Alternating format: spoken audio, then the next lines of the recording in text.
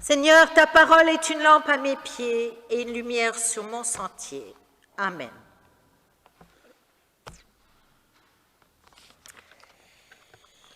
Ah, Thomas, Thomas, Thomas. Quelle incrédulité! Nous le savons depuis bien longtemps.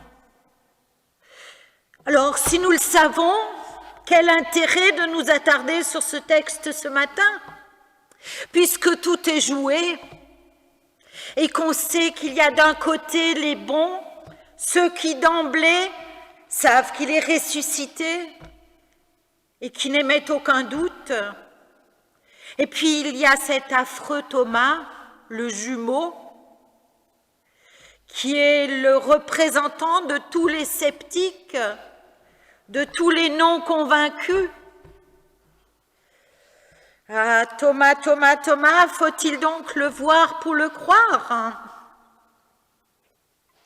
Mais si tout est joué, pourquoi en parler?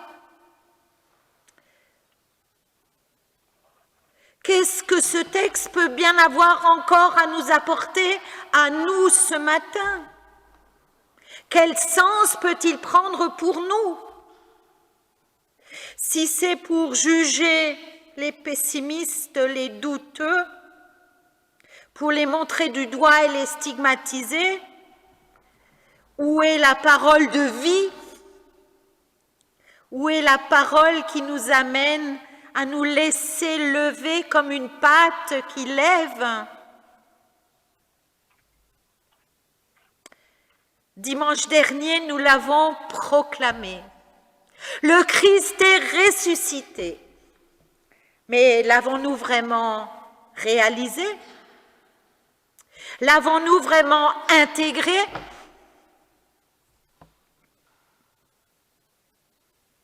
Revenons un peu dans le texte.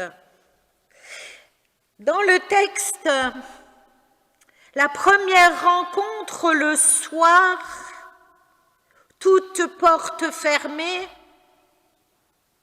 Le soir, quel soir? Le premier soir.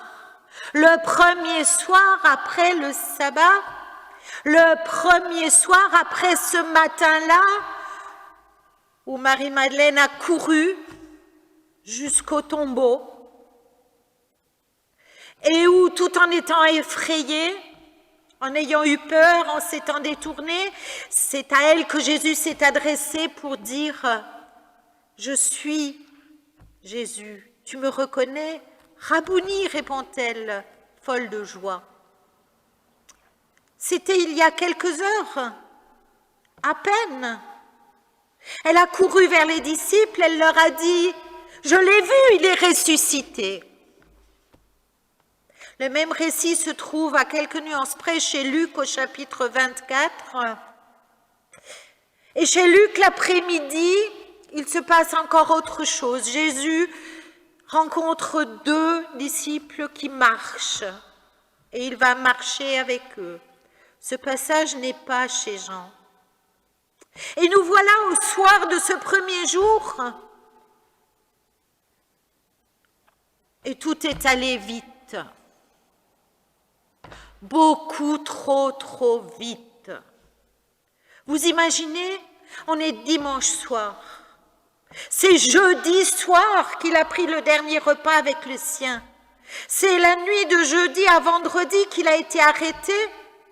C'est le vendredi matin qu'il a été jugé, condamné, amené au Golgotha.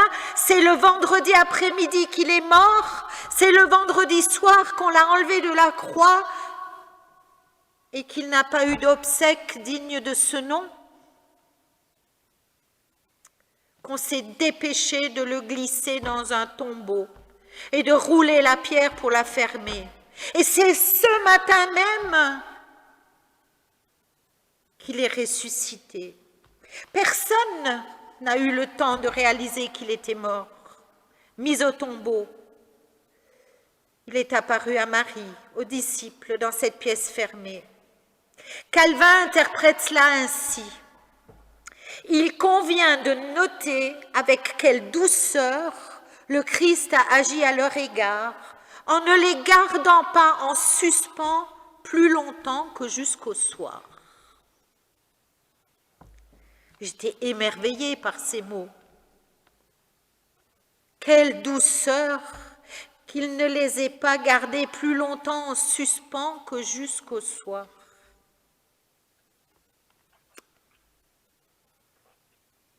Les disciples sont alors dans la stupéfaction.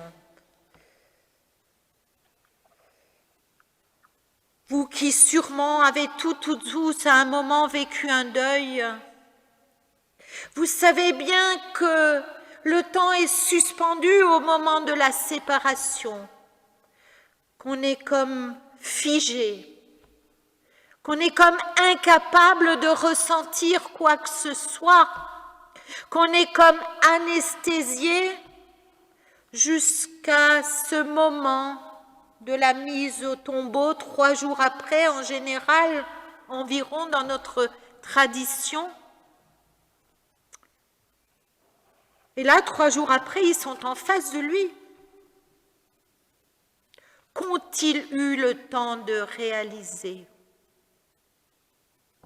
Qu'ont-ils eu le temps de comprendre, de ressentir au plus profond d'eux-mêmes?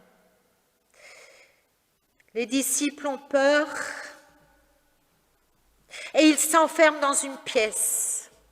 Avec leur anxiété d'être arrêtés, eux aussi, ils sont encore dans cette logique de mort, de condamnation. Leurs émotions sont brouillées, ils sont encore dans la sidération qui règne. Ils n'ont pas encore réalisé que déjà, il est de retour parmi eux. Alors oui, je pense que peut-être y a-t-il là de la douceur, mais je crois surtout qu'ils n'ont pas eu le temps de souffrir de la souffrance de l'absence et du vide qui s'installe au fil des jours, des semaines, des mois, des années, et qui, dans les premiers jours, les premières semaines, est si cruel.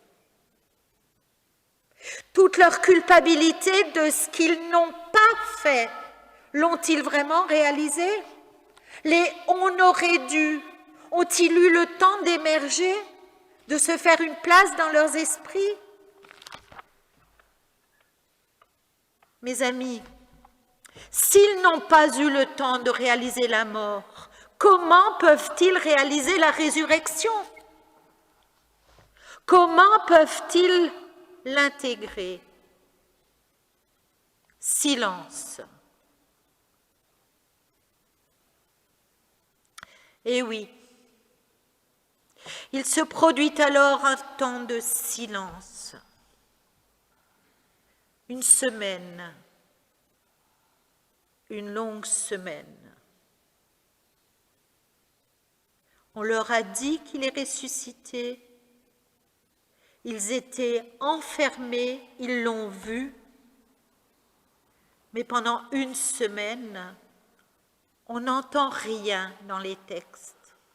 Il ne se passe rien. Il faut du temps. Ça prend son temps. Je crois alors que Thomas n'est que le prétexte ou l'humain dont Dieu va se servir pour aider les autres à entrer dans cette réalité. Ça prend toute une semaine pour dire que mort et résurrection sont complètement emmêlés.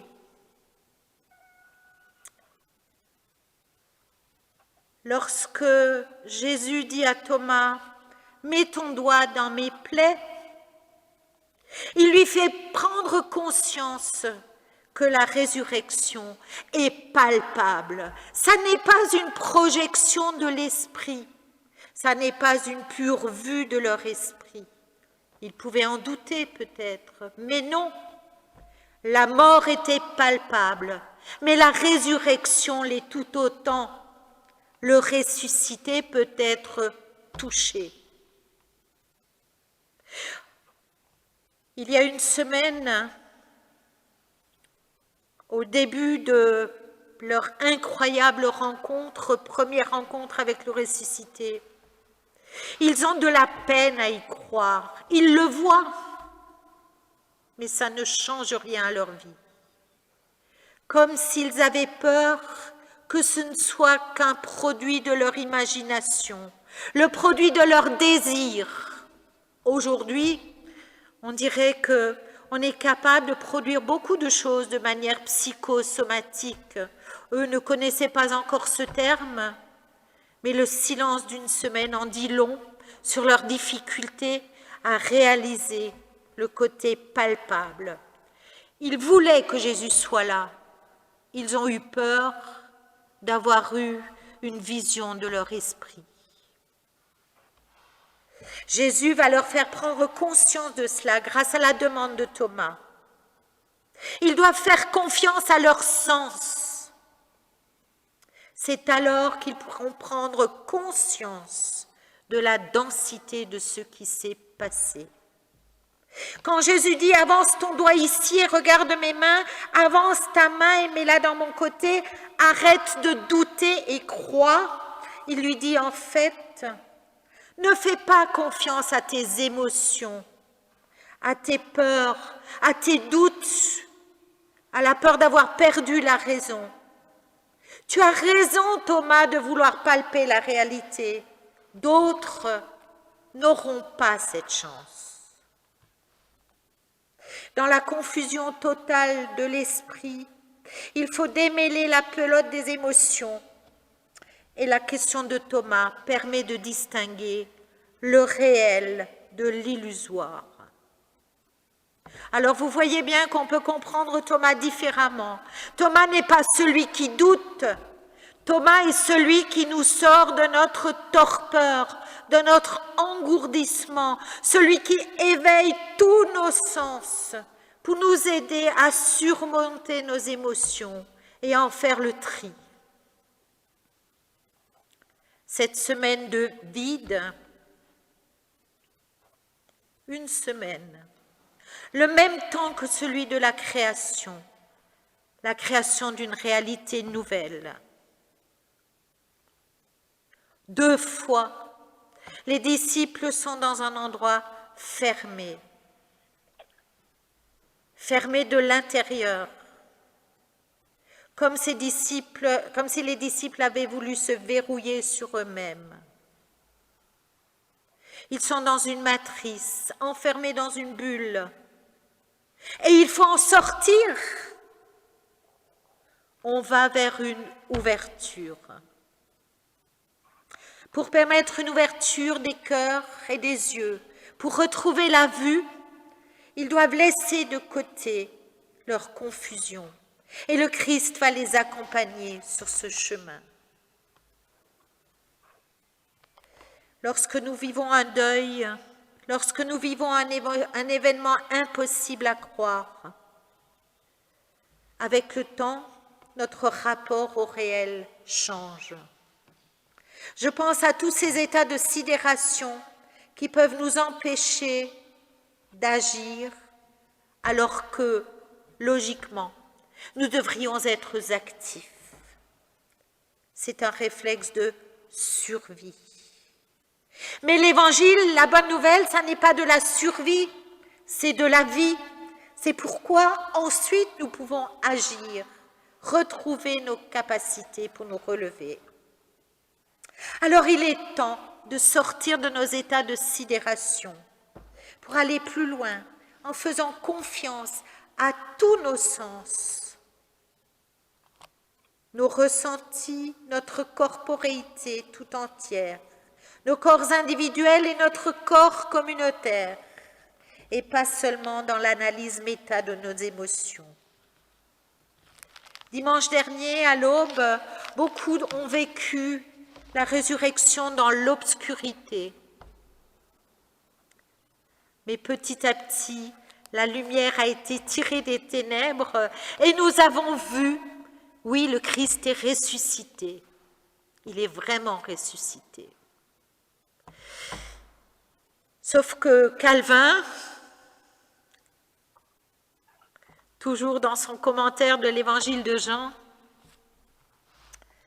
dit « Les plaies, la trace des plaies de Jésus va disparaître avec le temps.